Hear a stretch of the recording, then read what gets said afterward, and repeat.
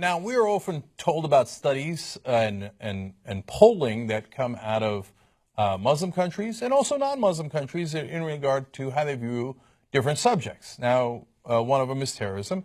One of them is Sharia law. So I want to quote a Pew Research poll here. Do you support the establishment of Sharia as official law? They asked in majority Muslim countries in North Africa and the Middle East. And that is a stunningly high number.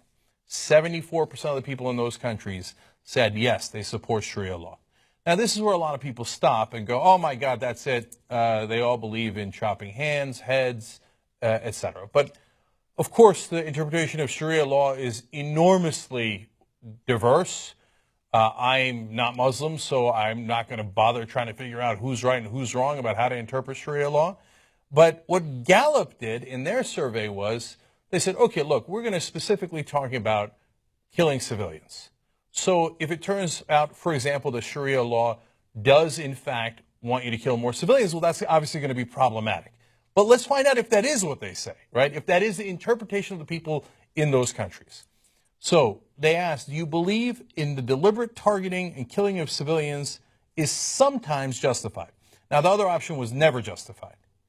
So 14% of the people in those majority Muslim countries in North Africa and the Middle East said that, yes, it is sometimes justified. So that's a little damning. It's nowhere near the 74%. Obviously, most people do not interpret Sharia law to mean that at all. But 14% is an unfortunately high number.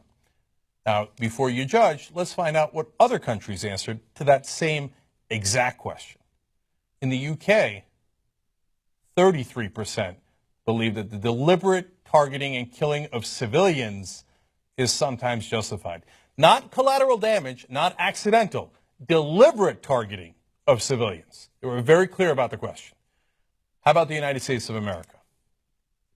50% thought that deliberate targeting and killing of civilians is sometimes justified.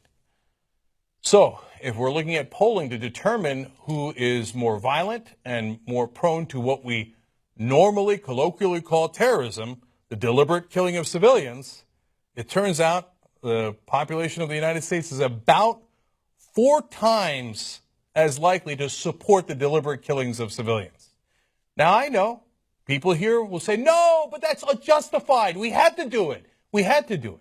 But they ask the same question. Do you think the other side doesn't think that they had to do it? Well, apparently they don't. They're under similar circumstances, if not worse circumstances oftentimes. You think the people in the Middle East don't know the consequences of terrorism and killing civilians? They live it. They see it every day. Maybe that's part of the reason why they're like, no, we don't want that. Only 14%. Here in America, 50%. Now, if you don't like those polls, well, you got to look in the mirror and figure out what's going on with you.